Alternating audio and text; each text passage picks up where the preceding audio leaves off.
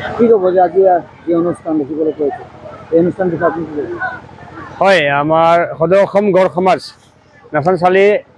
নিম্নংপাৰা গড় সমাজৰ উদ্যোগত আৰু স্থানীয় ৰাজ্যৰ সহযোগত যিটো তৃতীয় বাৰ্ষিক চহৰাই উৎসৱ পালন কৰিছে তেওঁলোকে আমাৰ এইখন গাঁৱত, নাচনচালি গাঁৱত স্বৰ্গীয় চমন সিং গড় সোঁৱৰণী মঞ্চত আৰু ফুকচাই পানিকা সমন্বয় ক্ষেত্ৰত আমি যথেষ্ট আনন্দিত হৈছোঁ আৰু সুখী হৈছোঁ যে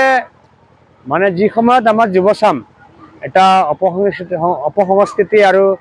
উদ্ভণ্ডালিৰ ফালে আগবাঢ়িছে, সেইখিনি সময়ত নিজৰ শিপা বিচাৰি নিজৰ সাহিত্য সংস্কৃতি বা নিজৰ পৰম্পৰাটো বজাই ৰখাৰ কাৰণে আৰু এক আধুনিকতাৰ ফালে আগবাঢ়ি যোৱাৰ কাৰণে লগতে জ্ঞান বিজ্ঞানৰ চৰ্চাৰ কাৰণে এনেকুৱা অনুষ্ঠানবিলাক গড় সমাজে কৰিছে। তাৰ কাৰণে আমি তেখেতসকলক ধন্যবাদ জ্ঞাপন কৰিছোঁ। এয়া আমাৰ কৰ্তব্য। আমি আমাৰ নতুন জেনেৰেশ্যনক, নতুন প্ৰজন্মক আমাৰ শিপাৰ বিষয়ে কৈ থৈ যাব লাগিব। আমাৰ সংস্কৃতি, আমাৰ পৰম্পৰা আৰু আমাৰ সমস্যা এইবিলাকৰ মানে সঠিক মূল্যায়ন হ'ব লাগিব, বিজ্ঞানসন্মত চৰ্চা হ'ব লাগিব আৰু এইবিলাকৰ মানে আগবঢ়াই নিয়াত, প্ৰগতি কৰাত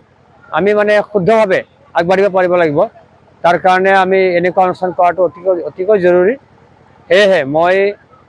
অসম আদিবাসী সাহিত্য আৰু সাংস্কৃতিক মহাসভাৰ সভাপতি হিচাপে তেখেতসকলক ধন্যবাদ জ্ঞাপন কৰিছোঁ। আচাৰ্যগৰাকী প্ৰাক্তন সভাপতি, ওদালগুৰি জিলাৰ সভাপতি হিচাপেও মই তেখেতসকলক ধন্যবাদ জ্ঞাপন কৰিছোঁ। আৰু আমি আশা ৰাখিম অকল গড় সমাজ বুলিয়ে নহয়, আদিবাসী চাহ জনগোষ্ঠীৰ যিটো সমাজ, এই সমাজখনৰ বিভিন্ন দল সংগঠনবিলাকে এতিয়ালৈকে বহুত সংগ্ৰাম কৰি আহিছে, বহুত কষ্ট কৰিছে, বহুত আন্দোলন কৰিছে, নিজৰ জীৱনৰ অমূল্য সময় দিছে। বহুত মানুহ আমি শ্বহীদ হৈছোঁ, আমাৰ মাজৰ পৰা বহুত মানুহ শ্বহীদ হৈ গৈছে। এই সকলোৰে যিটো সংগ্ৰাম, তাক যদি আমি পূৰ্ণ ৰূপ দিব লাগে, সঠিক ৰূপ দিব লাগে, তেতিয়াহ'লে আমাৰ সাহিত্য সংস্কৃতি আৰু আমাৰ পৰম্পৰা ৰীতি নীতি এইবিলাকৰ বিজ্ঞানসন্মত চৰ্চা হ'ব লাগিব, অধ্যয়ন হ'ব লাগিব আৰু পৰিমাৰ্জিতভাৱে তাক মানে ধুনীয়াকৈ এটা ফিল্টাৰ্ড মানে অৱস্থাত আমি আগবঢ়াই দিব লাগিব। আমি হয়তো কিছুমান বস্তু আমি সলনি কৰিব লাগিব, কিছুমান বস্তু আমি এৰি দিব লাগিব, কিছুমান বস্তু আমি নতুনকৈ গ্ৰহণ কৰিব লাগিব আমাৰ পৰম্পৰাত, আমাৰ সংস্কৃতিত। তেতিয়াহে আমি মানে ধুনীয়াকৈ এটা মানে ফিল্টাৰ হৈ যোৱাৰ দৰে, পানী ফিল্টাৰ হৈ ওলাই যোৱাৰ দৰে আমাৰ সংস্কৃতি, আমাৰ পৰম্পৰা, আমাৰ নীতি নীতি, আমাৰ সমাজখন তেনেকৈ আগবাঢ়ি গৈ থাকিব পাৰিব, বুৱতী নদীৰ নিচিনা। গতিকে মই ভাবোঁ যে গড় সমাজে যিটো অনুষ্ঠান লৈছে চহৰাই পৰৱ আয়োজনৰ, এইটো অতি প্ৰশংসা কৰিবলগীয়া বিষয়। আৰু আমি তেখেতসকলৰ সদায় আছোঁ, সদায় সহায় সহযোগ কৰিম। আৰু গোটেই অসমত আমি এই বিষয়টোত বিশেষকৈ আদিবাসীসকলৰ সাহিত্য আৰু সংস্কৃতিৰ ক্ষেত্ৰত, পৰম্পৰাৰ ক্ষেত্ৰত নতুনকৈ বহুত কাম কৰিবলগীয়া আছে, আমি কৰিবৰ কাৰণে আগবাঢ়িম। যিহেতু আমি দেখিবলৈ পাইছোঁ, ভাষণত শুনিবলৈ পালোঁ চহৰাই পৰৱ লয় কিছু মন্তব্য দাঙি ধৰিছিল, যিটো চহৰাই পৰৱ, এই পৰৱৰ বিষয়ে আপুনি কিছু জ্ঞাত আছে, যিটো চহৰাই পৰৱ কেনেকুৱা হয়, কি? চহৰাই পৰৱ এটা কৃষিভিত্তিক লোকায়ত পৰৱ হয়, লোকায়ত উৎসৱ হয়। লোকায়ত উৎসৱ মানে বিভিন্ন জাতি জনগোষ্ঠীৰ মানুহে জাতি, বৰ্ণ, ধৰ্ম, ভাষা নিৰ্বিশেষে যেতিয়া কোনো এটা উৎসৱ পালন কৰে, তেতিয়া এইটো লোকায়ত উৎসৱ বুলি কয়। আৰু চহৰাই পৰৱত কি কৰা হয়,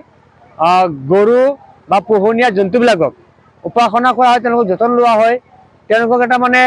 ধন্যবাদ জ্ঞাপন কৰাৰ দৰে এটা অনুষ্ঠান। কাৰণ আমাক এই পশুখিনিয়ে আমাৰ জীৱনত বহুত উপকাৰ সাধন কৰে,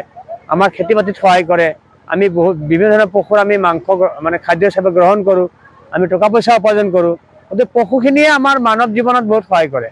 সেই পশুখিনিক কৃতজ্ঞতা প্ৰকাশ কৰাৰ কাৰণে, তেওঁলোকে যে আমাক সহায় কৰি আমাৰ মানৱ জীৱন যে আগবঢ়াই নিবৰ কাৰণে সহায় কৰিছে, তেওঁলোকৰ জীৱনটো যে আমাক দিছে, তাৰ কাৰণে আমি তেখেতসকলক ধন্যবাদ জ্ঞাপন কৰাৰ, যেনেকৈ অসমীয়া মানুহে, অসমৰ মানে অসমীয়া জাতিটোৱে বহাগ বিহুত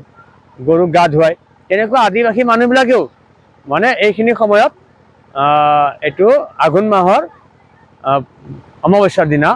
চহৰাই উৎসৱ পালন কৰে। আৰু তেতিয়া মানে গৰুবিলাকক গা ধুৱায়, পোহনীয়া জন্তুবিলাকক গা পা ধুৱাই, তেওঁলোকক ভালদৰে খুৱাই বুৱাই যতন লয় আৰু মানে নিজৰ ফালৰ পৰা কৃতজ্ঞতা প্ৰকাশ কৰে। এইটো এটা বহুত পুৰণি এটা পৰম্পৰা, প্ৰায় 2000 বছৰ পুৰণি ইয়াৰ ইতিহাস আছে। বিভিন্ন ধৰণৰ ছবি আঁকে আদিবাসী জুপুৰিবিলাকত, ঘৰবিলাকত পিঠাগুড়িৰে ছবি আঁকে, বিভিন্ন ধৰণৰ মানে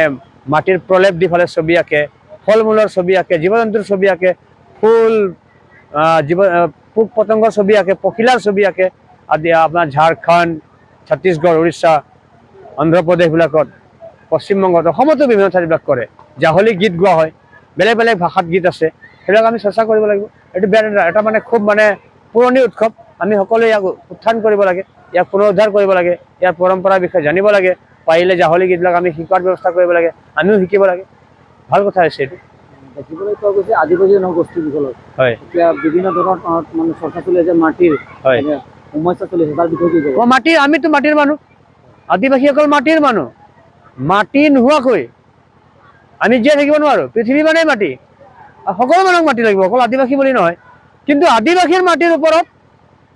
মানে দখল হৈছে আদিবাসীৰ পৰা কাঢ়ি লোৱা হৈছে আদিবাসীক নিজৰ মাটিৰ পৰা উচ্ছেদ কৰা হৈছে অন্যায় কৰি তেওঁলোকক মানে মাটিৰ অধিকাৰৰ পৰা বঞ্চিত কৰা হৈছে সাংবিধানিক অধিকাৰৰ পৰা বঞ্চিত কৰা হৈছে সেইকাৰণে আদিবাসীয়ে গোটেই পৃথিৱী যদি জীয়াই থাকিব লাগে আজিৰ তাৰিখত গ্ল'বেল ৱাৰ্মিঙৰ দৰে সাংঘাতিক বিপদৰ সময়ত যদি পৃথিৱী জীয়াই থাকিব লাগে তেতিয়াহ'লে আদিবাসীৰ পৰম্পৰা ল'ব লাগিব জল জংগল আৰু জমিন বচাব লাগিব জল জংগল আৰু জমিনটো আমাৰ তেজ আমাৰ উশাহ আমাৰ অক্সিজেনৰ নিচিনা বস্তু গতিকে গোটেই পৃথিৱীত যদি কোনো মানুহে পৃথিৱীক বচাবৰ কাৰণে ফাইট কৰি আছে সেই মানুহখিনিয়ে হ'ল আদিবাসী মানুহ অষ্ট্ৰেলিয়া হওক ব্ৰাজিল হওক আমেৰিকা হওক ইংলেণ্ড হওক ভাৰত হওক অসম হওক য'তে হওক যদি গছ গছনি প্ৰকৃতি মাটি পানী আজি জীয়াই ৰখাৰ কাৰণে বচাই ৰখাৰ কাৰণে কোনোবাই ফাইট কৰি আছে সেই মানুহখিনিয়ে হ'ল আদিবাসী মানুহ গতিকে অসমৰ আদিবাসী মানুহখিনিকো অসমত যি চৰকাৰে নাহক কিয় যি দলেৰ চৰকাৰ নাহক কিয় মানে সাংবিধানিক ন্যায্য মাটিৰ অধিকাৰ দিব লাগিব মাটিৰ পট্টা দিবই লাগিব চাহ বাগিচাৰ মানুহখিনি ভূমিহীন এই ভূমিহীন মানুহখিনিক মাটি দিব লাগিব ন 2023 চনত যেতিয়া চন্দ্ৰযান পঠাইছো দেখে সেইখিনি সময়ত আমাৰ দেশত এতিয়াও লাখ লাখ শ্ৰমিক দেশৰ আদিম অৱস্থাৰ পৰা বাস কৰি থকা শ্ৰমিক আদিবাসী জনগোষ্ঠীৰ মানুহ ভূমিহীন কৰি ৰাখিছে এইটো চৰকাৰে কৰিছে চাহ কোম্পানীবিলাকে কৰিছে ভূমি অধিকাৰ দিব লাগিব নহ'লে আদিবাসী ফাইট কৰিব আদিবাসী যুঁজিব আদিবাসীৰ ইতিহাসতে যুঁজা আছে যদিও আমি যুঁজ কৰিম আমি ফাইট কৰিম আমাৰ অধিকাৰ পাবৰ কাৰণে আমি তেজ দিম আমাৰ প্ৰাণ দিম আমাৰ এইটো পৰম্পৰা আমাৰ নিয়ম মৰিব ভয় নকৰোঁ কিন্তু অধিকাৰ ল'মে আমাৰ অধিকাৰ কোনো মাৰি খাব নোৱাৰে গতিকে আমাক মাটিৰ পট্টা দিব লাগিব চৰকাৰে বিজেপি চৰকাৰ হওক কংগ্ৰেছ চৰকাৰ হওক যি চৰকাৰে হওক মাটিৰ পট্টা আদিবাসীক লাগিবই এইটো খাটাং তাৰ কাৰণে আমি সংগ্ৰাম কৰিবৰ কাৰণে ৰেডি আছোঁ যেটা চহৰাই পৰৱক আপুনি কি আহ্বান জনাব অসমীয়া মই অসমবাসীক আহ্বান জনাম যে সাংস্কৃতিক মহামিলন হ'ব লাগিব সকলোৰে কৃষ্টি সংস্কৃতিৰ এটা মহামিলন হ'ব লাগিব সকলোৱে সকলোকে আঁকোৱালি ল'ব লাগিব ইজনে সিজনৰ প্ৰতি সন্মান জনাব লাগিব চহৰাইৰ দৰে যিবিলাক পৰম্পৰা আছে সেইবিলাক উদ্ধাৰ হ'ব লাগিব উত্থান হ'ব লাগিব সকলোৱে ভাষাৰ সমান অধিকাৰ থাকিব লাগিব